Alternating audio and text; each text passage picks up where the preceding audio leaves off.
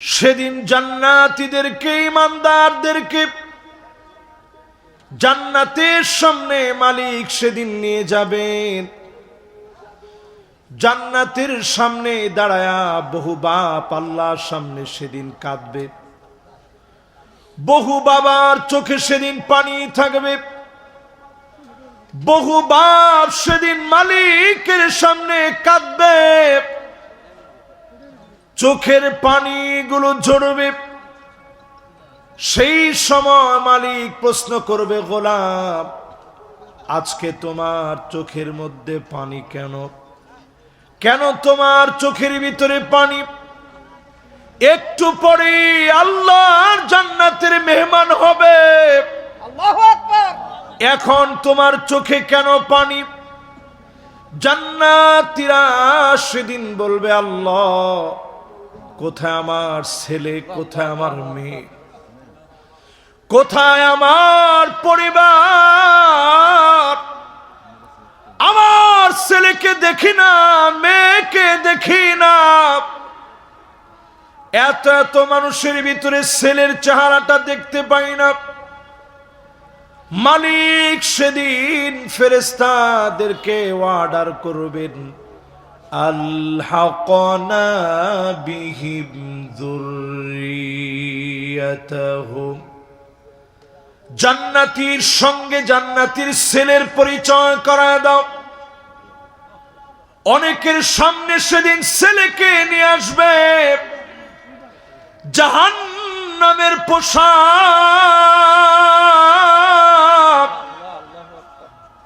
মেয়েকে নিয়ে আসবে জাহান্নামের পোশাক পরা থাকবে। ওয়ামা আলাতনাহুম মিন আমালিহিম মিন শাই।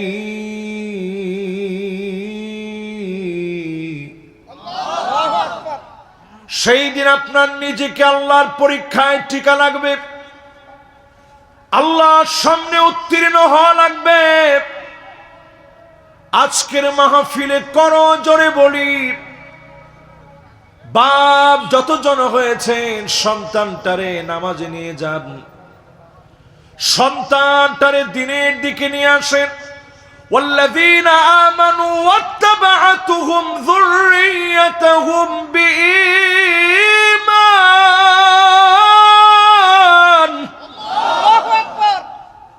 ঈমানের পথ নিজে আগে বুঝেন, ঈমানের পথে নিজে চলেন। সন্তানকে, ছেলেকে, মেয়েকে ঈমানের পথে নিয়ে আসেন। ডেকে ডেকে হাসি মুখে যিনি পরিবার ভুক্ত বানায় জান্নাতি বানায় দিবেন তিনি কি? এই আয়াতে কারিমাটা আপনি সামনে এনে যদি একটু চিন্তা করেন, অনেকগুলো শিক্ষা বের হবে। এক নাম্বার শিক্ষা, আমি 10টা শিক্ষা এই আয়াত থেকে আজকে আপনাদের সামনে পেশ করে, এক নাম্বার শিক্ষা হলো, আল্লাহ পাক আপনাকে সন্তান দিয়েছে। প্রত্যেক বাপকে যদি প্রশ্ন করি কেমন সন্তান আপনার লাগবে, বাপ যত খারাপই হোক সবার মনের চাহিদা সন্তান ভালো হবে। আমার সন্তান সবচেয়ে দিনদার হবে। কোরআনুল কারীমের বক্তব্য মতে কোন সন্তান কল্যাণকর হবে? কুররাতা আয়ুনি ওয়াজআলনা লিল মুত্তাকিনা ইমামা।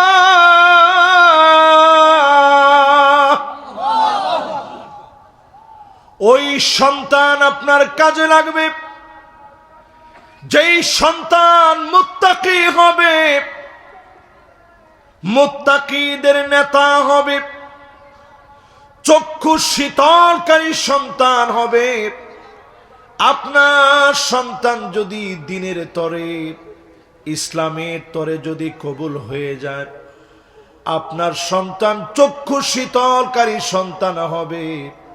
সন্তানটারে যিনি চক্ষু শীতলকারী বানায়া জান্নাতের জন্য কবুল করবেন তিনি কি? দুই নাম্বার শিক্ষা আসেন কোরআনুল কারীম থেকে নেই। আল্লাহ রাব্বুল আলামিন পরিষ্কার জানিয়ে দিলেন, নূহ আলাইহিস সালাতু ওয়াস সালামের সঙ্গে তার সন্তান পর্যন্ত ঈমান আনে নাই। ঈমান না আনার কারণে মালিক বলে দিলেন, এটা তোমার সন্তান নয়,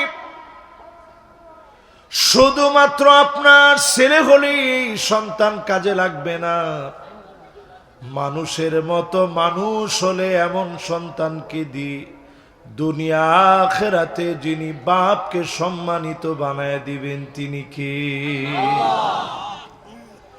তিন নাম্বার শিক্ষা নেন আমার ভাইয়েরা, ইব্রাহিম আলাইহিস সালাম ছুরি চালাচ্ছেন, সন্তানের গলার ভিতরে ছুরি চালাচ্ছেন। এতদিন ধরে মরু প্রান্তে রেখে চলে গেছেন, খবর নাই। অনেক দিন পরে এসে যখন সন্তানকে বললেন, বাবারে আল্লাহ পাকের ইচ্ছা পূরণ করা লাগবে, এক বাক্যে সন্তান কোনো কথা বলে নাই, পরিষ্কার জানিয়ে দিলেন, ইয়া আবাতি ফাল মা তুমার সাতাজিদুনি ইনশাআল্লাহু মিনাস সাবিরিন। ও আমার বাপ, আপনি আদেশ পালন করেন, আল্লাহ যা আদেশ করেছে এখন পালন করেন, আপনি আমারে সবরকারী পাবেন, ধৈর্যশীলদের অন্তর্ভুক্ত পাবেন। সন্তানকে ছোটবেলা থেকে সবর শেখান, ঈমানের পথ কণ্টকাকীর্ণ হবে, বাতিলের পথে বাধা দিতে গিয়ে জেল হবে, জুলুম হবে, নির্যাতন হবে। ছোটবেলা থেকে সন্তানকে শিখান, এই পথ মারি আল্লাহর জান্নাতে যাওয়া লাগবে। সেদিন আপনার সন্তানদেরকেও যিনি জান্নাতে একসঙ্গে সঙ্গী বানায় দিবেন তিনি কে? কয়টা শিক্ষা গেল ভাই? মাশাআল্লাহ, কয়টা? চতুর্থ নম্বরে আয়াতে কারিমার শিক্ষা নেন। ওমর রাদিয়াল্লাহু তাআলা আনহুর কাছে বিচার আসলো। ওমর রাদিয়াল্লাহু তাআলা আনহু বিচার করার ক্ষেত্রে সহজ না কঠিন? সুবহানাল্লাহ। কিরকম নেতা আমাদের নেতা ছিল, মাঝে মাঝে আমি চিন্তা করি এরা কেমন মানুষ ছিলেন। ছুরি দিয়ে নামাজের সময় পেটের মধ্যে আঘাত করছে, খাবার খাওয়ালে খাবার বের হয়ে যাচ্ছে। উনি নিশ্চিত বুঝলেন যে একটু পরে আমি দুনিয়া ছেড়ে চলে যাব। ওই অবস্থায় তিনি দুইজনের কাঁধে ভর দিয়ে দাঁড়ালেন, হুযায়ফাতুল ইয়ামানকে ডাক দিলেন, আসাম্মানি লাকা রাসূলুল্লাহ সাল্লাল্লাহু আলাইহি ওয়াসাল্লাম।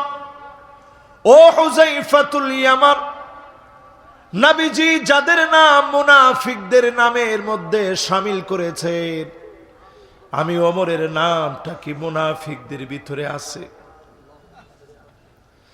আমি ওমরের নাম কি মুনাফিকের খাতায় আছে? হুযায়ফাতুল ইয়ামান বললেন, লা উযাক্কি আহাদ ইল্লা আনতা, কারো জন্য এই পর্যন্ত আমি কোনো সুপারিশ করি নাই, তবে আজ আমি বলবো আপনার নাম মুনাফিকদের খাতায় নাই, আপনার নাম মুনাফিকদের খাতায় নেই।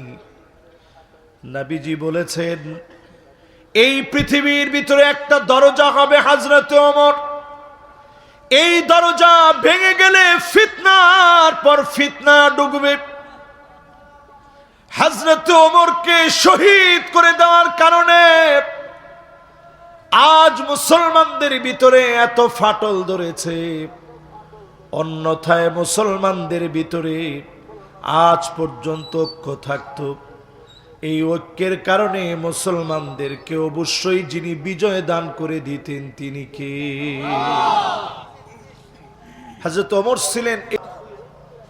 সেই ওমর রাদিয়াল্লাহু তাআলা আনহুর কাছে বিচার আসে, আমার ছেলে প্রতিনিয়ত আমার সঙ্গে বেয়াদবি করে। হযরত ওমরের বিচার সহজ হবে না কঠিন হবে? বিচার দিছে বাপ মা এসে। হযরত ওমর ছেলেরে ধরায় আনস, যাও ছেলেরে নিয়ে আস। যুবকরা তোমরা মনোযোগ নিয়ে শুনো। যখন ধরায় নিয়ে আসছে, হযরত ওমর এবার বললেন, এ যুবক, তুমি কি তোমার পিতামাতার সাথে খারাপ ব্যবহার করো? যুবক বলছে, না, আমি আমার পিতামাতার সঙ্গে খারাপ ব্যবহার করি। হযরত ওমরের চক্ষু লাল হয়ে গেছে, রাগে ক্ষোভে ফুঁসে উঠেছেন। সন্তান কেমনে পিতামাতার সঙ্গে বেয়াদবি করে অকপটে আবার স্বীকার করেছে। যখন বিচার করবেন, ছেলেটা চোখে পানি নিয়ে বলে, খলিফাতুল মুসলিমিন, আমিরুল মুমিনিন, আমার বিচার হবে আমি জানি। আমার কি কোনো হক আমার মা বাবার উপরে ছিল? মা বাবার কাছ থেকে কোনো হক কি আমি পাওনা ছিলাম? হযরত ওমর বলেন, হ্যাঁ, তোমার হক ছিল। এক নাম্বার হক হলো তোমার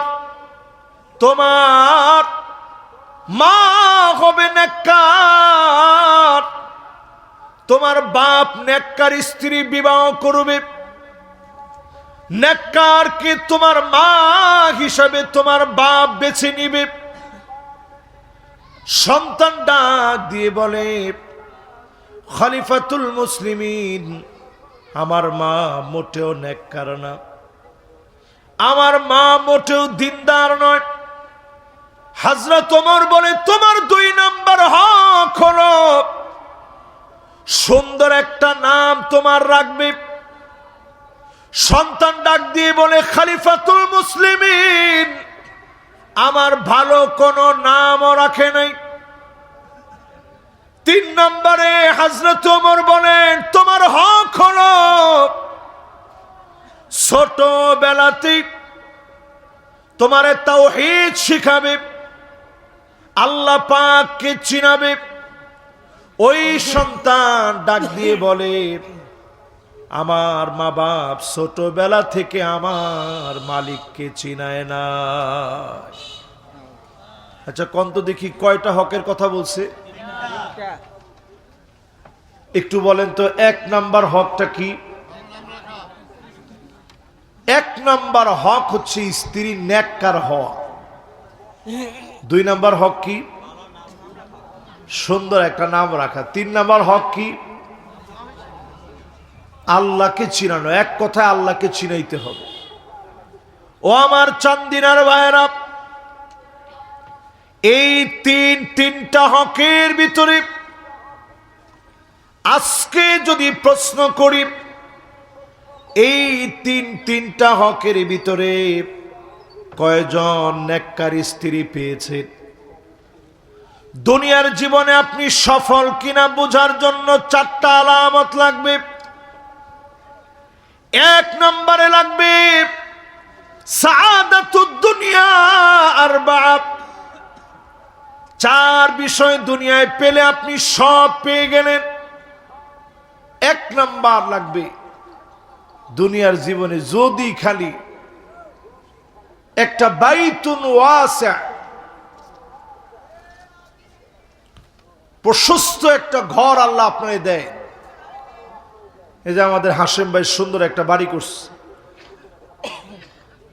আমি ওনার বাড়িতে আলহামদুলিল্লাহ গত বছরও খাওয়া দাওয়া করলাম, এবছরও খাওয়া দাওয়া করলাম। ঢাকা শহর ফেইল ওনার বাড়ি দেখলে। ও কথা তো কয় না, আপনারা কিছু তো কইলেন না। আলহামদুলিল্লাহ, একটু মাশাআল্লাহ আলহামদুলিল্লাহ কিছু কয়। মাশাআল্লাহ। যেমনে ভূমিকম্প শুরু হয়েছে একটু মাশাআল্লাহ কইলে আল্লাহ বরকত দিয়ে দিব, ঠিক না? তাহলে এবার একটু কন্ত দেখি, এই যে সুন্দর একটা বাড়ি করছে, এটা জীবনের অনেক বড় একটা পাওয়া। আলহামদুলিল্লাহ। হয়তো ওনার আব্বা এই বাড়িটা দেখে যায় না, দেখে গেলে অনেক খুশি হইতো, আমার হাসেম এরকম সুন্দর একটা বাড়ি করছে। 2 নাম্বার, এই জীবনের পরম পাওয়া মারকাবুল হানি, সুন্দর একটা যানবাহন আল্লাহ আপনাকে যদি দান করে, আপনি অনেক কিছু পাইলেন। যত যুবকরা R15 টাইপ সহ এরকম একটা হুন্ডা পাইছো, তুমি জীবনের অনেক কিছু পাইছো। এরপরে বাপের আইসা কইও না যে কি দিছেন। 3 নম্বরে যদি দুনিয়ার জীবনে ইমরাআতুন সালেহা, নেককার স্ত্রী কেউ পেয়ে যায়, দুনিয়ার সফলতার 3টা আপনি পেয়ে গেছেন। 4 নম্বরে জারুন সালেহ, নেককার প্রতিবেশী যদি আপনি পেয়ে যান, আপনি সব পেয়ে গেলেন। যদিও হাসিম ভাইয়ের এলাকার লোকজন নেককার, তো সবাই তো কয় না, সকলতে কোনো আওয়াজ নাই, একটু জোরে কন, ঠিক নেই? যে যা করেন করেন, কোরআন হাদিসের কথার ভিতরে তো আমাদের কোনো দ্বিমত নাই, আছে ভাই? দুনিয়ার জীবনে হাতে মিলায় দেখেন, সুন্দর বাড়ি আল্লাহ দিলেন, সুন্দর গাড়ি আল্লাহ দিলেন, নেককার স্ত্রী মালিক দিলেন। আপনার প্রতিবেশী যদি ভালো হয়ে যায়, দুনিয়ার সব আল্লাহ পাক আপনাকে দিলেন। এজন্য নেককার স্ত্রী খুঁজেন। ফাযফার বিযাতিদ্দীন তারিবাত ইয়াদাক, নেককার স্ত্রী খোঁজেন। সন্তান যখন বলল আমি 3টার একটাও পাই নাই, হযরত ওমর অবাক হয়ে গেলেন। হযরত ওমর অবাক হয়ে গেলেন, 3টার একটাও সন্তান পায় নাই। সেদিন এই মা বাপ জান্নাতের সামনে দাঁড়ায় যদি কাঁদে, আপনি জান্নাতি হয়তো হয়ে গেলেন, সন্তান বিপদগামী হয়ে যাবে। এজন্য পরিবারকে যদি জান্নাতি বানাতে চান, এখনই সময় পরিবারে জান্নাতের দিকে ডাকেন, ঈমানের পথে আনেন, নিজেই জমিনে দিন কায়েমের কাজ করবেন।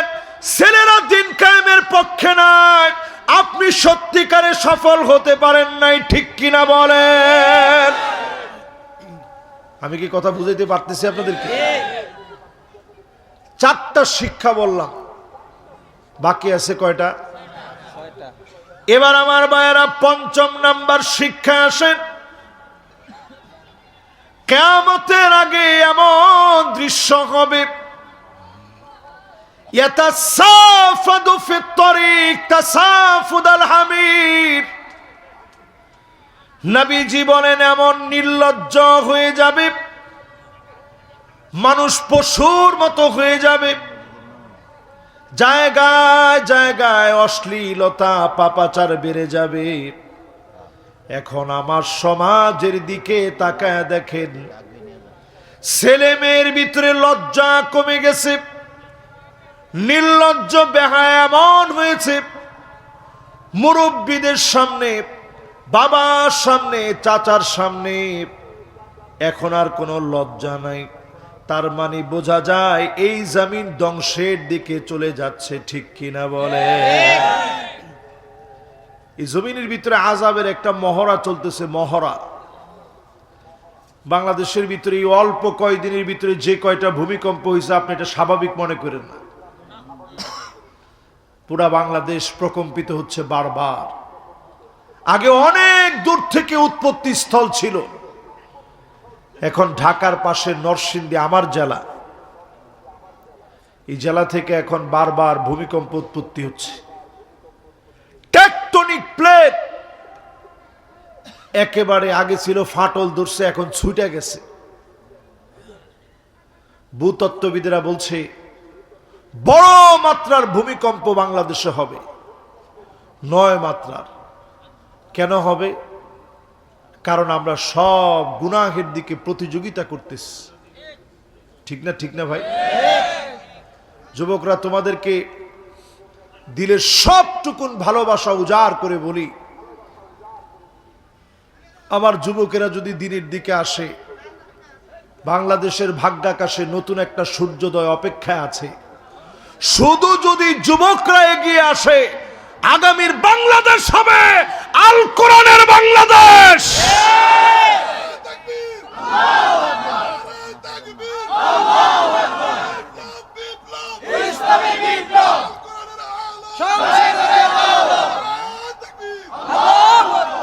দেখেন, সংসদে জালো বলছে পরেই 2 জন কোমর টান দিয়ে ফেলছে। সংসদে জালো বলার পরেই 2 জন কোমর টান দিল। কি লিগা? অনেকেই চিন্তা করে যে সংসদে আল কোরআনের আলো জ্বলার দরকার নেই, ঘরে ঘরে জ্বলো। আচ্ছা, ঘরে ঘরে এতদিন ধরে জ্বলতেছে, আমরা তো এর বিরোধী না। ঘরে ঘরে জ্বলতেছে, জ্বলক। পার্লামেন্টে যদি একবার আল্লাহর কোরআনের আলো জ্বলে, সারা বাংলাদেশ এই আলোতে আলোকিত হয়ে যাবে। ঠিক কিনা? আমি আরেকটু আগ বাড়ায় বলি, শুধু বাংলাদেশ নয়, খুবই অল্প সময়ের ভিতরে পূর্ব দিক থেকে যে মুসলিমরা নেতৃত্ব দিবে, সেই পূর্ব দিকের দেশ হবে আমার বাংলাদেশ। জোরে কোন আল্লাহু আকবার। প্রিয় ভাইয়েরা আমার, সেই দিন বেশি দিন দূরে না। এই জন্য আজকে এই পয়েন্ট হাতে নিয়েছি। 5 নম্বরে খেয়াল দিয়ে শুনেন, বাদা আল ইসলামু গরীবান ওয়া সায়াউদু গরীবান তুবা লিল গুরাবা। এই জমিন ব্যতিক্রমদেরকে দিয়ে আবাদ হয়েছে। আবার যদি আমার যুবকেরা ব্যতিক্রম হতে পারে, নবীজি সত্যিকারের উম্মত হতে পারে, এই যুবকদেরকে দিয়ে আগামীর পৃথিবী যিনি বিজয় দিয়ে দিবেন তিনি কে? 2 কোটি মুসলমান এখন পৃথিবীতে মার খাচ্ছে। আজকের রাত্রিতে 2 কোটি মুসলমানের রক্ত ঝরতেছে। সার্চ করে দেখেন, 20 কোটি মুসলমানের ঘর বাড়ি নাই। মানুষের ঘরে, মানুষের দেশে শরণার্থী হয়ে 20 কোটি মুসলমান এখন পৃথিবীতে আছে, উদ্বস্ত হয়ে। শরণার্থী ক্যাম্পের মধ্যে আছে 20 কোটি মুসলমান। তাহলে চিন্তা করেন মুসলমানদের কি দুর্দিন চলছে। এই দুর্দিনে 2 কোটি মুসলমানের রক্ত যখন ঝরে, আমার ফিলিস্তিন শীতে কাতর হয়ে যাচ্ছে, ক্ষুধার যন্ত্রণায় পেটগুলা পিঠের সঙ্গে লেগে গেছে। জায়গায় জায়গায় মুসলমানেরা মার খাচ্ছে। এই মুসলমানদের পক্ষে যদি আজকে আপনি দাঁড়ান, নিজের যদি ব্যতিক্রম বানাতে পারেন, অন্য কয়েকজন কি করে জানি না, নিজের যদি ব্যতিক্রম বানান, এই যুবকদেরকে দিয়ে আগামী দিনে যিনি বিজয় দিবেন তিনি কে? 6 নম্বর আয়াতে কারিমার শিক্ষা শুনেন। আসহাবে কাহাফের যুবকরা ছিল যুবক,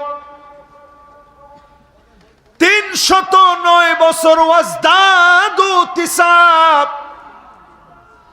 309 বছর শুধু ঘুমায় ছিল।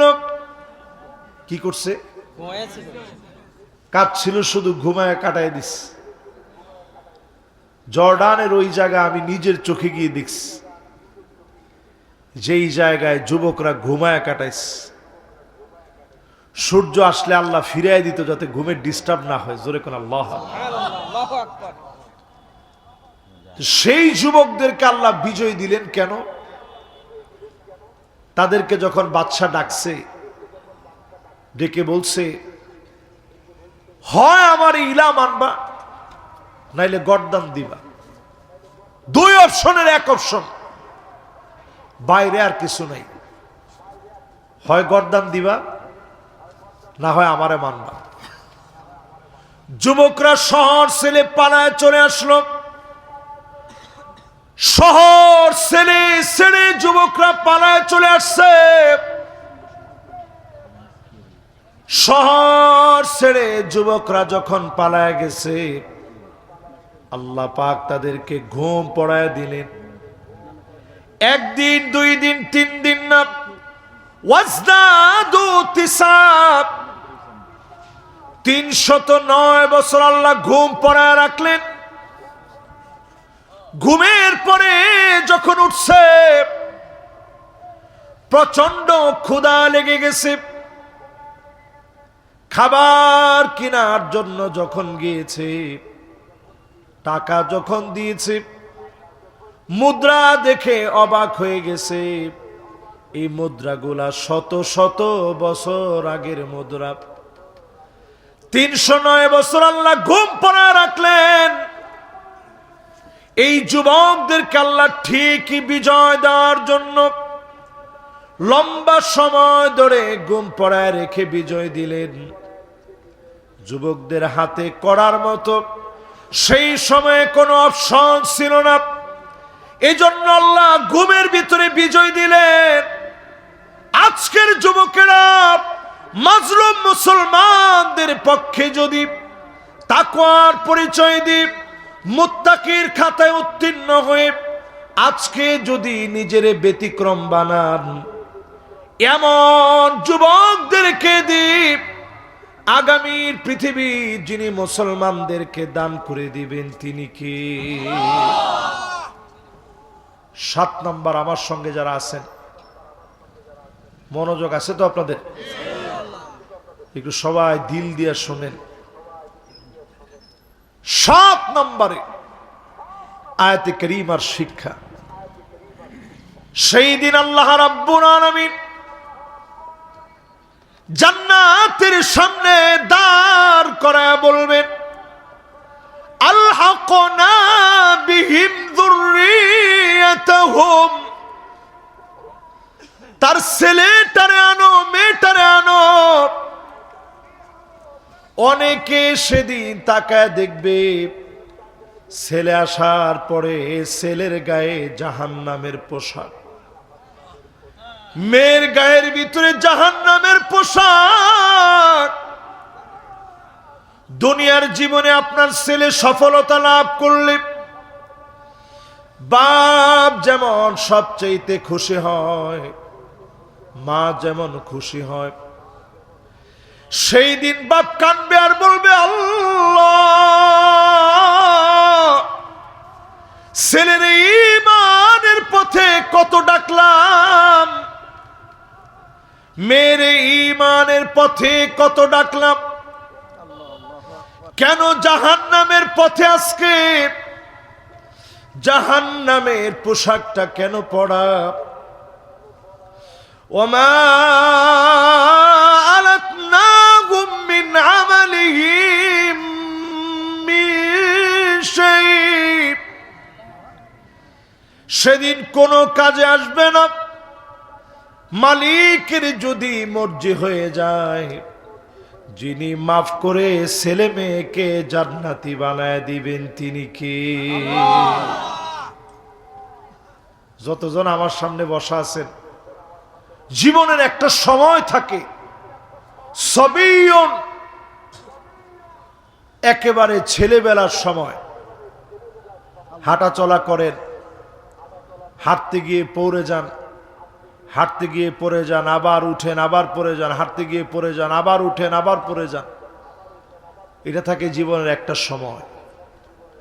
এরপরে আসবে গোলামুন, জীবনের একটা নতুন অধ্যায় শুরু হবে। 10 থেকে নিয়ে 15 বছর, বলেন 10 থেকে নিয়ে 15 বছর। এখানে 10-15 বছরের তেমন কেউ নাই বললেই চলে। 2-1 জন কেউ আছে দেখি? 10-15 বছরের কে আছেন? মাশাআল্লাহ, 1 জন আছেন। তোমার বয়স 15 বছর? মাশাআল্লাহ, এরও বয়স 10-15 ভিতরে, মাশাআল্লাহ, লিল্লাহে তাকবীর। এই দেখেন ছোট ছোট বাচ্চারা মাহফিলে আসে, আরো একজন আছে মাশাআল্লাহ। এবার একটু আপনারা বলেন তো, এই যে 10-15 বছরে যারা আসছে, বাপ এই বয়সে সন্তানদেরকে ফজরের নামাজের সময় ঘুম পড়ায় রাখে, ঠিক না? বাজান তুই ঘুমা, শীতকাল ল্যাপ মোড়া দিয়ে ঘুমাও, সন্তানরে আপনি ঘুম পড়ায় রাখলেন। একটাবার চিন্তা করেন নাই এই বয়সটা এখন সন্তানের ফজরের নামাজের সময় ঘুমানোর না। 10-15 বছর এই সন্তানরে আপনি আদর করে মহব্বত করে এই সন্তানকে নামাজের দিকে নিয়ে যান, সন্তান হয়তো এর মধ্যে বালেগ হয়ে যাবে। কথা নাই, মাহফিলের ভিতরে রূহ পাচ্ছি না, কথা হবে না।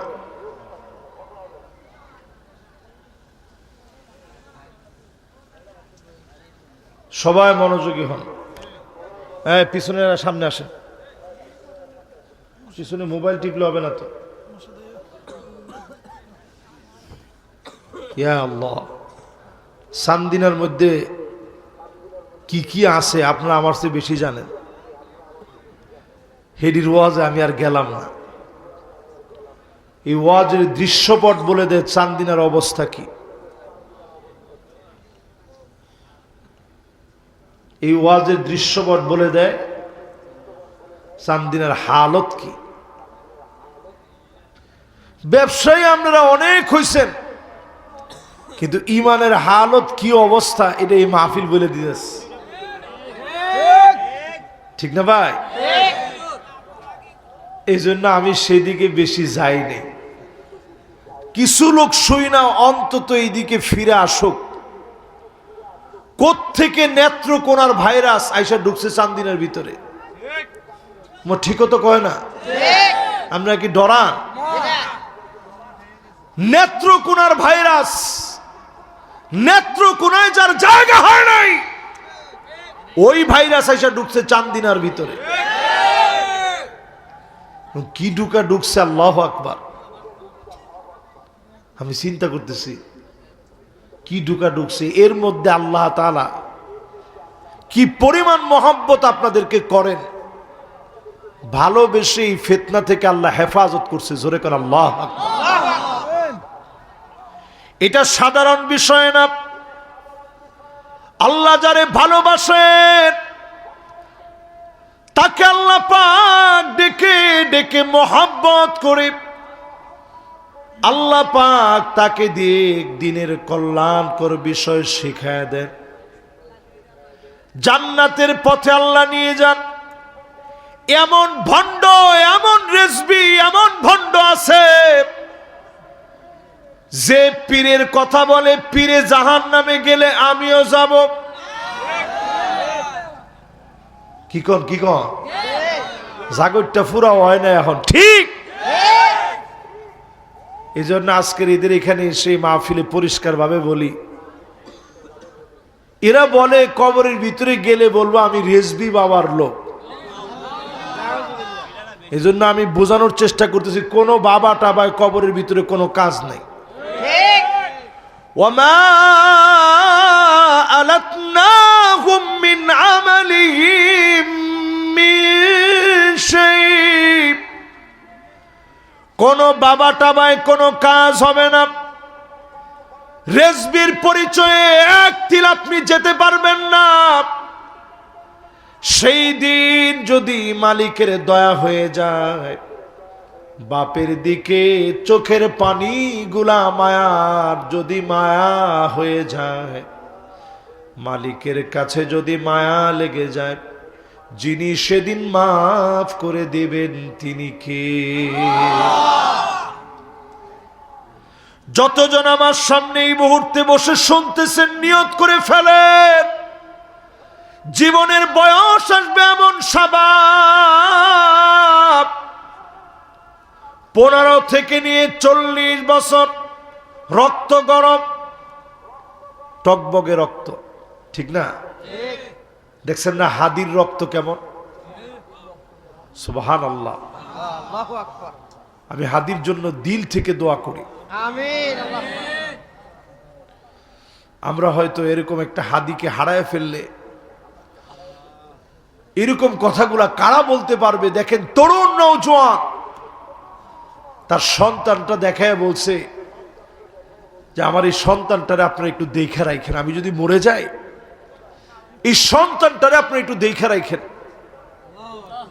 কেমন ছেলে চিন্তা করেন, যদি আমাদেরকে থামাতে হয় হয়তো তারা মাথায় গুলি করবে, নাইলে বুকে গুলি করবে, গুলি করে হয়তো আমাদেরকে থামায় দিবে। এই কথা যে হাদিরা বলতে পারে, শুনে রাখো বাংলার মুসলমান, ওই হাদিদের কোনো মৃত্যু হয় না, ওই হাদিরা কোনোদিন মরতে পারে না।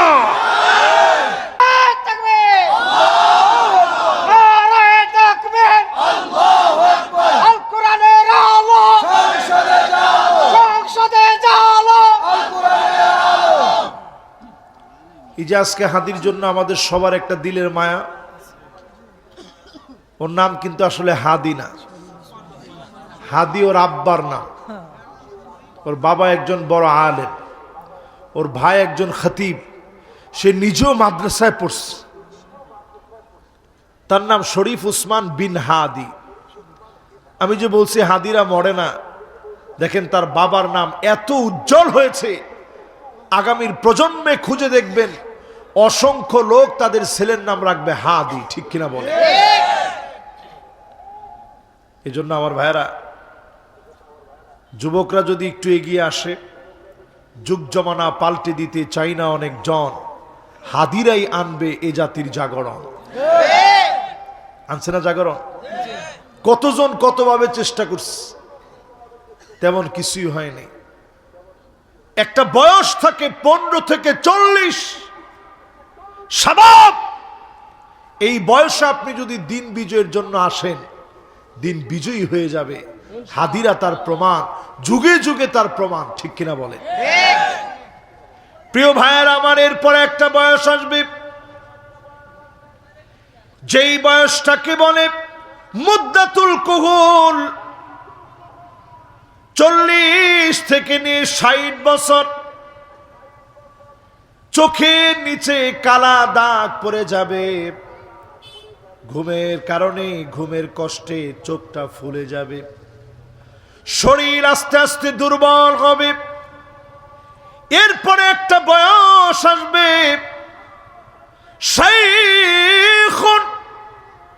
60 থেকে নিয়ে উপরের দিকে দিন যাবে আর শরীর দুর্বল হবে, এতটাই শরীর দুর্বল হয়ে যাবে।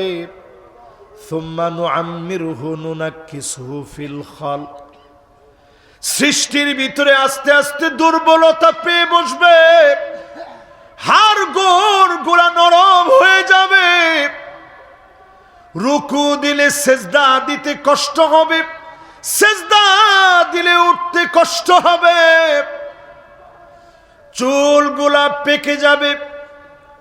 এই উম্মত বাঁচবে 60 থেকে 70 বছর, এর মধ্যে উম্মত শেষ হয়ে যাবে। বাইনা 60 ওয়া 70, 60-70 ভিতরে এই উম্মতের হায়াত। অনেকে হয়তো এর চাইতে একটু বেশি পাবে। এই অল্প হায়াত যদি কাজে লাগায় যেতে পারেন, অবশ্যই যিনি আমাকে আমার পরিবারকে কবুল করে নিবেন তিনি কে? 7 নাম্বার শেষ। আপনারা আর কতক্ষণ শুনবেন? না মাশাআল্লাহ। আর ধরেন, আমাকে কর্তৃপক্ষ বলছে যে হুজুর 11টার মধ্যে মাহফিল শেষ দিয়ে দিতে হবে। আমরাও সিদ্ধান্ত নিছি 11টার ভিতরেই, শীতের রাত, গিয়া ঘুমাবেন। যুবক যে 2 জন আছেন আইসা বসেন, মাশাআল্লাহ, আয়ের একটু বল, কষ্ট করে দাঁড়ায় থাকার চেয়ে বইলে আল্লাহ খুশি বেশি। মাশাআল্লাহ, লিল্লাহে তাকবীর। আপনাদের মনে কি আমি কষ্ট দিয়ে ফেলছি? তাহলে 7 পর্যন্ত শেষ, বাকি আছে আর কয়টা? 8 নম্বরে প্রিয় ভাইয়ারা আমার, যতজন 7 পর্যন্ত শুনলেন, 8 নম্বরে মিলায় নেন, এই পৃথিবীতে যতজনকে দিয়ে আল্লাহ রাব্বুল আলামিন দ্বীনকে বিজয় দান করলেন, সেই বিজয়ীদের অগ্রগামী সেনানায়ক খালিদ বিন ওয়ালিদ মুতার প্রান্তে আল্লাহ নবী তিনজন সেনাপতিকে দায়িত্ব দিলেন। একজনের নাম যায়েদ বিন হারেসা, আরেকজনের নাম আব্দুল্লাহ বিন রওয়াহা, আরেকজনের নাম জাফর বিন আবি তালেব। কয়জন হইল? তিনজন। যায়েদ বিন হারেসা নবীজির পালক পুত্র। যাওয়ার সময় নবীজির চেহারার দিকে বারবার তাকাচ্ছেন আর মনে মনে ভাবতেছেন, আহ, এই মায়াবী চেহারাটা আজকের মতো শেষ, আর হয়তো কোনোদিন দেখতে পাবো না, আর কোনোদিন হয়তো এই চেহারা দেখতে পারবো না। যায়েদ বিন হারেসা নবীজির পালক পুত্র মুতার প্রান্তে যখন চলে গেলেন, প্রাণান্তকর লড়াই শুরু হয়ে গেছে। সেনাপতি একজন শহীদ হয়ে গেলেন, মাত্র 3000 সাহাবী 2 লক্ষ কাফের সঙ্গে লড়তেছে। সহজ না কঠিন? আপনারা যদি এরকম একটার মধ্যে দাঁড় করায় দেওয়া হয়, খুঁজে পাওয়া যাবে? আপনি কবেন নাউজুবিল্লাহ, আমগোর লগে লুকই নাই, কির মধ্যে আনলেন? মিছিলের ভিতরে এত লোক থাকে, তারপরেও গিয়া কোন কই লোক নাই তো, কির মধ্যে আইছে? সাহাবায়ে কেরাম ক্ষুধা পেট নিয়ে গেছে, পেট পিঠের সঙ্গে লেগে গেছে। ক্ষুধা পেটে গিয়ে 3000 সাহাবী, বিপরীতে 2 লক্ষ কাফের। সাধারণ কোন কাফের নয়।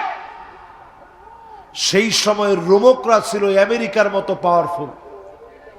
বর্তমানে আমেরিকার কথা শুনলে সবাই যেমন কেমন কেমন করে, রোমকদের কথা শুনলে এরকম সবাই কেমন কেমন করত। তাদের সঙ্গে লড়তে গেছে সাহাবায়ে কেরাম। তেমন অস্ত্র নাই, শস্ত্র নাই, কিছু নাই, পেটের মধ্যে খাবার নাই। যায়েদ বিন হারেসা শহীদ হয়ে গেল। আব্দুল্লাহ বিন রওয়াহা প্রাণান্তকর লড়াই শুরু করলেন, উনিও শহীদ হয়ে গেলেন। বাকি রইল জাফর বিন আবি তালেব। জাফর বিন আবি তালেব এমন ভাবে প্রাণান্তকর লড়াই করতেছেন, কাফেররা জাফর বিন আবি তালেবের ডান হাতের মধ্যে আঘাত করেছে। ডান হাতটা কেটে গিয়েছে, বাম হাতে কালেমার পতাকা উঠা নিয়েছে। বাম হাতের ভিতরে আঘাত করেছে, বাম হাত কেটে গিয়েছে। 2টা হাতের কবজি দিয়ে কালেমার পতাকা উঁচা করে ধরেছে। 2টা হাত এবার গোড়া থেকে কাফের কেটে দিয়েছে। জাফর বিন আবি তালেব এবার শুয়ে পড়লেন, আর দাঁড়ায় থাকতে পারে না। তীব্র ব্যথার যন্ত্রণা নিয়ে দাঁত দিয়ে কালেমার পতাকা উড্ডীন করে রেখেছে। এরপরও কালেমার পতাকা জমিনের মধ্যে পড়তে দেয় না। আল্লাহু আকবার। একটার পরে একটা তীর এসে বুকে লাগতেছে, উহ বলে একবার শব্দ করতে পারে না। হাত দিয়া ব্যথার জায়গায় ধরতে পারে নাই। ফিনকি দিয়ে রক্ত ছুটেছে। একটা বারের জন্য ডান বাম হতে পারে নাই, কালেমার পতাকা উড্ডীন করে রেখেছে। খালিদ বিন ওয়ালিদ নজর করে দেখে জাফর বিন আবি তালেব আর নাই, কালেমার পতাকা হাতে নিয়ে ফেলেছে। এমন ভাবে লড়াই শুরু করেছে, একটা না দুইটা না, একাই খালিদ বিন ওয়ালিদের নয়টা তরবারি মোতার প্রান্তে ভেঙে গিয়েছে। ওই প্রান্তে যিনি কালেমাকে বিজয়ী বানায় দিয়েছেন তিনি কে? আমরা ছিলাম মাত্র 3000, তারা ছিল 2 লক্ষ। আল্লাহু আকবার কবে কইবে? এই জন্য চান্দিনায় যারা বইছেন নিজেরে অল্প মনে করেন না, যতজন বসছেন নিজেরে এই জমিনের ভাগ মনে করবেন, বিজয়ী মনে করবেন। জোরে করে আল্লাহু আকবার। এই দেখেন হাদির মতো ছেলে একলা রিকশায় চলে, ওরে জিজ্ঞাসা করছে যে তুমি কিছু কি চাও না? বলছে আর কি করবে, আমরা তো মরার জন্য দুনিয়াতে আসছি, তবে আমি সন্তুষ্টি নিয়ে আল্লাহর সামনে দাঁড়াবো যে আল্লাহ আমি ইনসাফের পক্ষে কাজ করে আসছি।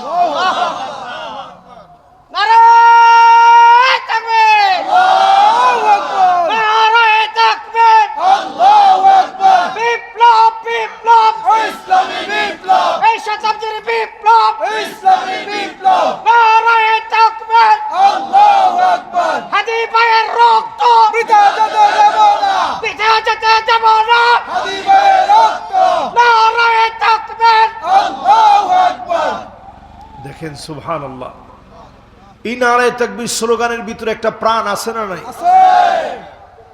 জালেমরা 16 বছর কত কিছু মানুষের বন্ধ করছে, কত মানুষকে দুনিয়া থেকে তারা শেষ করে দিয়েছে, কিন্তু তাকায় দেখো নারায়ে তাকবীরের স্লোগান তোমরা কেড়ে নিতে পারো না। এজন্য এখানে থেকে আজকে থেকে আমরা শপথ নিই, আমরা আমাদের সন্তানদেরকে দ্বীনের জন্য উৎসর্গ করব, ঠিক কিনা কর? যতজন আমার সামনে বসছেন, মোতার প্রান্তে যে মালিক বিজয় দিলেন খালিদ বিন ওয়ালিদের হাত ধরে, জাফর বিন আবি তালেব, নবীজি আল্লাহ পাক নবীজিকে দেখায় দিলেন জাফরের 2টা হাতের ভিতরে আল্লাহ তৈয়ার বানিয়ে দিলেন, ডানা দিয়ে দিলেন, জান্নাতের ভিতরে উড়ে বেড়াচ্ছে। বলেন আল্লাহু আকবার। যে খালিদ বিন ওয়ালিদ মৌতার প্রান্তে 9টা তরবারি ভাঙছে কাফেরদেরকে মারতে মারতে,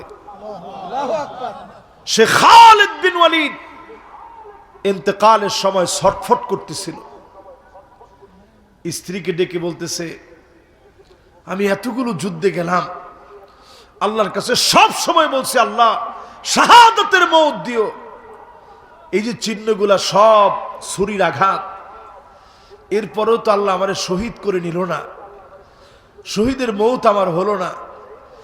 স্ত্রী মাথার সামনে মহব্বতের সুরে বলল, প্রাণের স্বামী আপনার উপাধি হলো সাইফুল্লাহিল মাসলুল, আল্লাহ পাকের উন্মুক্ত তরবারি আপনি। আল্লাহ পাক চায় না আল্লাহর তরবারির কেউ নিচে নামায় দিবে, মালিক চায় না। মান আরাদা শাহাদাতা বিসিদকিন বাল্লাগাহুল্লাহু মানাজিলাশ শুহাদা ওয়া ইন মাতা আলা ফিরাশিহি, বিছনায় শুয়ে যদি মারা যান, শহীদি মৌতে নিয়ত যদি থাকে, আপনাকে যিনি শহীদ বানায়া নিবেন তিনি কে? আমাদের প্রিয় আল্লামা দেলোয়ার হোসেন সাইদি রহমতুল্লাহ আলাইহি সব মাহফিলে তিনি বলতেন মালিক শাহাদাতের মওত দিও। আমরা দেখছি 13টা বছর জেল খাটার পরে 15ই আগস্টে বাংলাদেশের ইতিহাসে রচিত হয়েছে এক কালো অধ্যায়। প্রিয় আল্লাহ আমাকে নানাভাবে চক্রান্ত করে তারা শহীদ করে দিয়েছে, ঠিক কিনা বলে? এই জন্য শাহাদাতের নিয়ত যদি আপনার থাকে, বিছানায় শুয়েও যদি মারা যান, শহীদি মৌত আমার আল্লাহ নসিব করায় দেবে। শহীদদের মর্যাদা যিনি দান করে দিবেন তিনি কে? আমার 8 নাম্বার বিষয়টা শেষ, এবার 9 নাম্বার বিষয় শুনেন। মাশাআল্লাহ আমরা টাইমের ভিতরেও আছি। আমি আবার ভাবলাম যে একটু আগে আপনাদেরকে টাইম দিয়েছি, আবার ওভার হয়ে যায় কিনা। এবার 9 নাম্বার বিষয়টা শুনেন। প্রিয় ভাইরা আমার, সারা দুনিয়ার ভিতরে আযাবের যে মহড়া চলতেছে, ইথিওপিয়ার ভিতরে 12,000 বছর পুরানো আগ্নেয়গিরি ফেটে গেছে, 14 কিলোমিটার উঁচা হয়ে আগুন ছড়ায় পড়ছে। এটা এমন আগুন, কোন ফায়ার সার্ভিস দিয়ে এই আগুন নেবানো যায় না। যায়? জোরে কোন যায়? যায় না। এটার ধোঁয়াগুলো গিয়ে ভারতের আকাশের ভিতরে এই ধোঁয়াগুলো গিয়ে মিশে গেছে, এমনকি পাকিস্তানের সঙ্গে মিশে গেছে, ইয়ামেনের সঙ্গে আকাশের মধ্যে গিয়ে মেঘমালার সঙ্গে গিয়ে মিশছে, ওমানের মেঘমালার সঙ্গে মিশছে। শুধু এখানেই শেষ নয়, এই পৃথিবীর ভূতত্ত্ববিদরা বলছে আগ্নেয়গিরি যেগুলো ঘুমন্ত অবস্থায় আছে এই পর্যন্ত শনাক্ত করা গেছে 1,500-এর বেশি। এই 1,500-এর ভিতরে কোনটা 10,000, কোনটা 12,000, কোনটা 15,000 বছর ধরে ঘুমাইতেছে। যখন উল্টা পাল্টা জমিনে বেশি হবে, আল্লাহ বলবে জেগে যাও, ধরো, পাকড়াও করো। আল্লাহ যেদিন পাকড়াও করতে বলবে, আপনার কোন সরকার, কোন ক্ষমতা ওই পাকড়াও থেকে বাঁচতে পারবে না। এই জন্য যদি এই জমিনে ভালোবাসেন, এই জমিনে আল্লাহর দিন কায়েমের স্বপ্ন দেখেন, ভূমিকম্পের যে কথা আমরা শুনি, এই জমিনের লোকগুলা যদি নামাজ কায়েম করে, জমিনটাকে আবাদ করে, অবশ্যই যিনি জমিন থেকে আযাব উঠায় নেবেন তিনি কে? আযাব থাকবে না। করোনা আসছিল এই জমিনের ভিতরে, চান্দিনা দেখছিলেন না?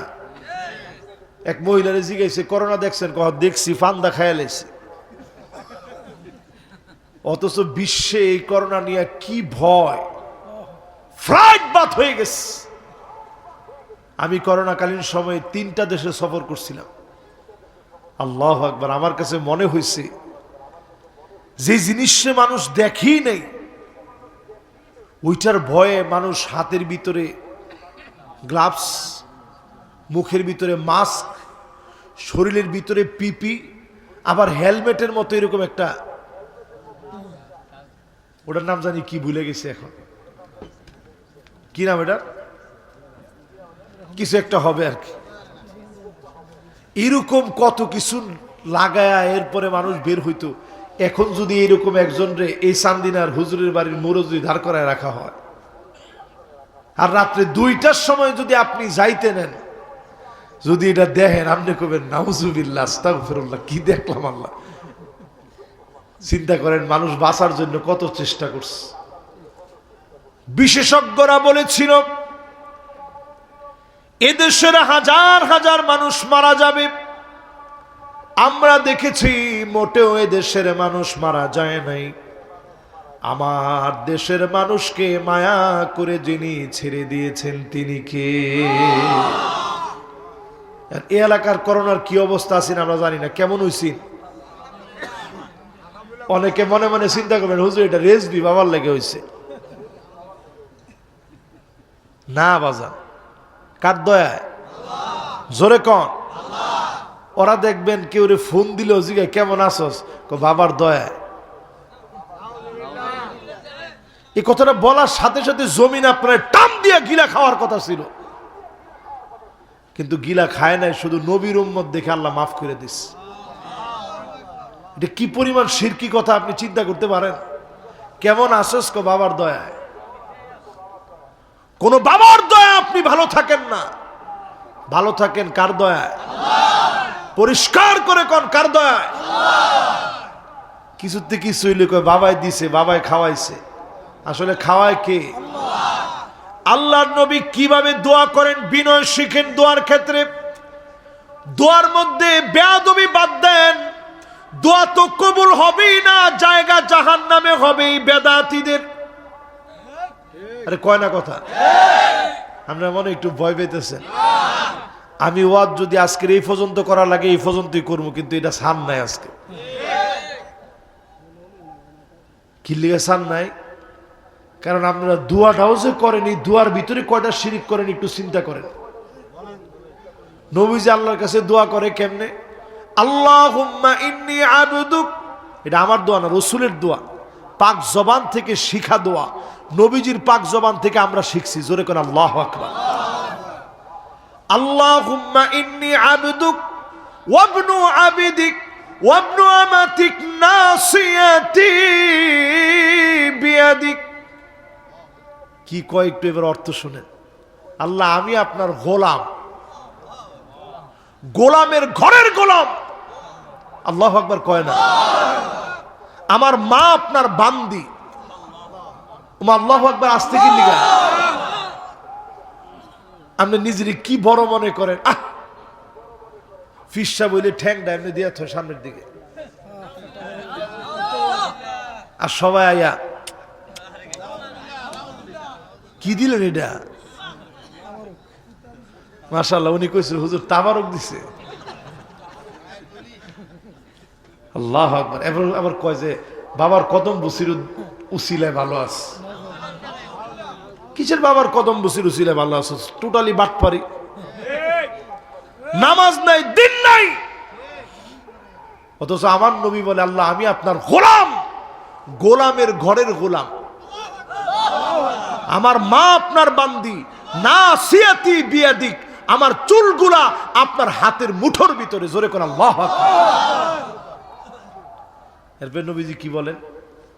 মাদিন ফিয়া হুকমুক আদলুন ফিয়া কদাউক। আপনার সিদ্ধান্ত চূড়ান্ত হবে মালিক, আপনার সিদ্ধান্ত আদালতপূর্ণ হবে মালিক। আসআলুকা বিকুল্লি ইসমিন হুয়া লাক সাম্মাইতা বিহি নাফসাক আও আনজালতাহু ফি কিতাবিক আও আল্লামতাহু আহাদান মিন খালকিক আও ইস্তাআসারতা বিহি ফি ইলমিল গায়বি ইনদাক আন তাজআলাল কুরআনা রাবিআ কলবি ওয়া নূরা সাদরি ওয়া জালাআ হুজনি ওয়া যাহাবা হাম্মি। নবীজি কি বলে খালি একটু শুনেন। লম্বা একটা আরবি কইছি না, এবার খালি একটু শুনেন বাংলায় কি কয়। আল্লাহ আপনার যত নাম আছে সেই নাম ধরে ডাকতেছি না, ফিরেন নাম কার নাম? কথা কয় না কার নাম? আপনার নাম ধরে ডাকতেছি। আল্লাহ যত নাম আপনি কিতাবে দিচ্ছেন ওই নাম ধরে ডাকতেছি, যত নাম আপনার কাছে গোপন রাখছেন ওই নাম ধরে ডাকতেছি, যত নাম আপনার কোন বান্দারে শিখাইছেন ওই নামগুলো ধরে ডাকতেছি। আল্লাহ এতগুলা কথা কইয়া আপনার কাছে চাই কি? দুনিয়া চাই না, আল্লাহ আপনার কাছে চাই আল্লাহ আপনি কোরআনকে আমার হৃদয়ের বসন্ত বানায় দেন, বক্ষটাকে কোরআনের নূর দিয়ে আলোকিত বানায় দেন। বলেন আল্লাহ। আয় আল্লাহ আমার পেরেশানি দূর করে দেন, পেরেশানি থেকে মুক্ত করেন। নবীজি ক্ষুধার কষ্ট পেয়েছেন অনেক, মুসালসাল এমন কয়েকটা মাস নবীজির জীবনে ছিল। একদিন চুলার মধ্যে আগুন জ্বললে অন্যদিন চুলার ভিতরে কোনো আগুন নাই। তারপরও নবীজি আল্লাহর কাছে বলে নাই, কেন ক্ষুধার যন্ত্রণায় কষ্ট দিলেন মালিক? ফজরের নামাজ পড়ে নবীজি আসতেন, এসে বলতেন কোনো খাবার কি আছে? কোনো কথা নাই। আম্মা জানেরা বলতেন, ওগো নবীজি ঘরের ভিতরে কোনো খাবার নাই। নবীজি বলতেন, যাও রোজা রেখে ফেললাম। এক ডোক পানি আমার নবী খেতে পারে নাই। সাহারিতে একটা খেজুর পর্যন্ত নবীজি পায় নাই। একটা খেজুর পর্যন্ত নবীজি পেল না, এক ডোক পানি পর্যন্ত নবীজি পেল না। কিন্তু একটা বারের জন্য নবীজি বলেন, আল্লাহ, কেন খাবারের এত কষ্ট, এত যন্ত্রণা?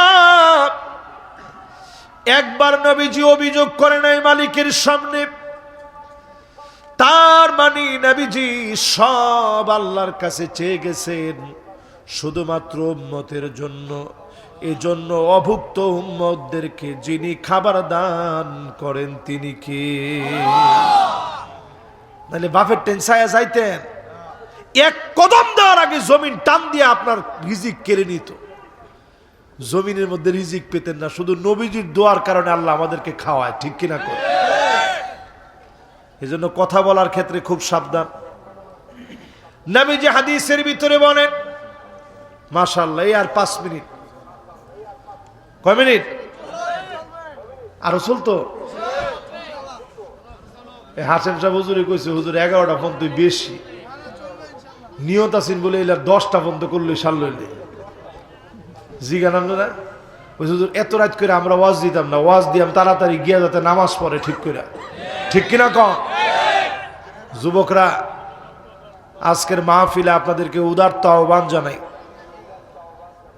একেবারে হাত জোর করে আপনাদেরকে বলি, নামাজের দিকে আসেন। এই জমিন আপনাদের দিকে তাকায় আস। আমরা 55 বছরই বাংলাদেশটা দেখলাম, কি পাইছি? সুরবাটফাটা নাই কইলেন, কি পাইছি? আমরা অশ্ব ডিম পাইছি। শুদ্ধ ভাষায় কেউ অশ্ব ডিম, আর একটু বুঝায় কইতে গেলে কেউ ঘোড়ার ডিম। কিচ্ছু পাইনি। এই দেশটাকে যদি নতুন করে সাজাতে হয়, যেই স্লোগান দিয়েছিল উই ওয়ান্ট জাস্টিস, আমরা ন্যায় ইনসাফ এই জমিনে কায়েম করব। বিশ্বাস করেন, ন্যায় ইনসাফ আল্লাহর কোরআন ছাড়া প্রতিষ্ঠিত হতে পারে না। আপনারা অনেকে আমার সঙ্গে দ্বিমত করবেন যে হুজুর কি কন, আমেরিকায় তো ন্যায় ইনসাফ প্রতিষ্ঠা হয়ে গেছে। এটা আপনাদের চোখে একটু আই ওয়াশ করাচ্ছে।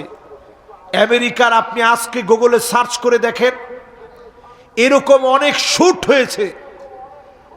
স্কুলের 40 জন এক শুটে ঠাস ঠাস ঠাস ঠাস করে গুলি করে 15 বছরের শিশু 20 জন, 25 জন, 27 জন, 40 জন মেরে ফেলছে।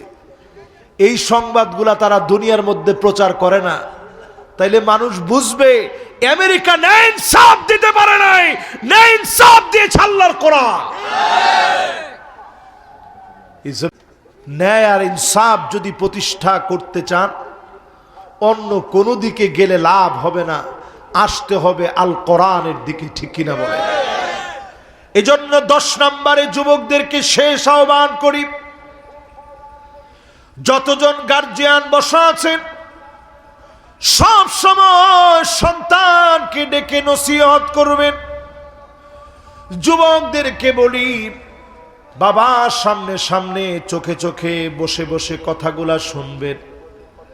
বাবার সঙ্গে বেয়াদবি না করে ওয়াকফিদ লাহুমা জানাহায যুল্লি মিনার রাহমা, মাথা নত করে দিয়ে কথাগুলো শুনেন, মনোযোগ দিয়ে কথাগুলো শুনবেন। বাবার নসিহতকে অমূল্য মনে করবেন। বাপ যদি মূর্খ হয়, এরপরও বাবার নসিহত আপনাকে অনেক বড় বানায়া দিবে। ঠিক কিনা বলেন? ওয়াসাহিবুহুমা ফিদ দুনিয়া মারুফা, আমার মালিক বলেন দুনিয়ার জীবনে তারা খারাপ হলেও ভালো ব্যবহার করা লাগবে। জেনাকার হলেও ভালো ব্যবহার করা লাগবে, সন্ত্রাসী হলেও ভালো ব্যবহার করা লাগবে। মা বাবার সঙ্গে সুন্দর ব্যবহার করেন। কেমন ব্যবহার করবেন কোরআন শিখিয়ে দিয়েছে, মালিক শিখিয়ে দিয়েছে। হুমা জান্নাতুকা ওয়া হুমা নারুক, তারাই আপনার জান্নাত, তারাই আপনার জাহান্নাম। এই মা বাপ যদি খুশি হয়ে যান, যিনি খুশি হয়ে যাবেন তিনি কে? আমার শেষ কথা বলি, যে আয়াতে কারিমা থেকে 10টা শিক্ষা আপনাদেরকে বললাম, এই আয়াতে কারিমার ভিতরে মালিক আমাদেরকে বোঝায় দিলেন অসংখ্য লোক সেদিন জান্নাতের সামনে গিয়েও কাঁদবে, ছেলের কথা মনে করে, মেয়ের কথা মনে করে কাঁদবে। অনেকের সামনেই সেদিন ছেলে মেয়েকে আল্লাহ হাজির করবেন, স্ত্রীকে হাজির করবেন। তাকায় দেখবে ছেলের গায়ে, স্ত্রীর গায়ে, মেয়ের গায়ে জাহান্নামের পোশাক। এখন একটু তাকায় দেখেন, যারা স্ত্রীকে বেপরদায় রাখেন, আপনি নিজে নামাজি, স্ত্রী বেপরদায় চলে, এখনই আপনি আপনার স্ত্রীকে জাহান্নামের পথে আপনি হাঁটাচ্ছেন, ঠিক কিনা বলেন? ছেলে হয়ে মেয়ের মতো পোশাক পরে, মেয়ে হয়ে ছেলের মতো পোশাক পরে, কেমন যেন জাহান্নামের দিকে হাঁটাচ্ছেন। যদি আপনি আজ থেকে আপনার স্ত্রীকে পর্দার ভিতরে আনেন, মেয়েকে আপনি পর্দানিশীন বানান, ঈমানের পথে যদি আহ্বান করেন, দিনের দাওয়াত যদি আপনি প্রতিনিয়ত মহব্বত করে দেন, কু আনফুসাকুম ওয়া আহলিকুম নারা, আগে নিজে বাঁচবেন, পরিবারে বাঁচাবেন। আপনি আপনার পরিবার মিলে সমাজ যদি ঠিক হয়, এই সমাজে দিনকে যিনি কায়েম করে দিবেন তিনি কে? বাংলাদেশে সম্ভাবনার যে রাত সাক্ষী বাংলাদেশ হতে যাচ্ছে, পিছায় থাকার সময় নেই, পিছায় থাকার সময় নাই। ভয় পায়া কথা বলার সময় এখন আর নাই। আছে? আছে? দুনিয়া আসছেন মরার জন্য আসছেন, দুনিয়ায় হাদির মতো জীবন যাপন করেন, একলা চলবেন, কিন্তু হিম্মত নিয়ে বাতিলের বিরুদ্ধে কথা বলবেন, ঠিক কিনা বলেন? আল্লাহ পাকের কাছে আমরা কামনা করি আমাদের সন্তানদেরকে আল্লাহ যেন চক্ষু শীতল করা সন্তান বানায় দেন, মুত্তাকিদের নেতা বানায় দেন। এই সমাজের যত বিশৃঙ্খলা আছে, যুবকরা ঠিক হলে সব ঠিক হয়ে যাবে। এই যুবকদেরকে যেন আল্লাহ সঠিক বানায় দেয়, নতুন করে নবজাগরণের অগ্রদূত যেন তাদেরকে বানায় দেন। পড়েন আমিন।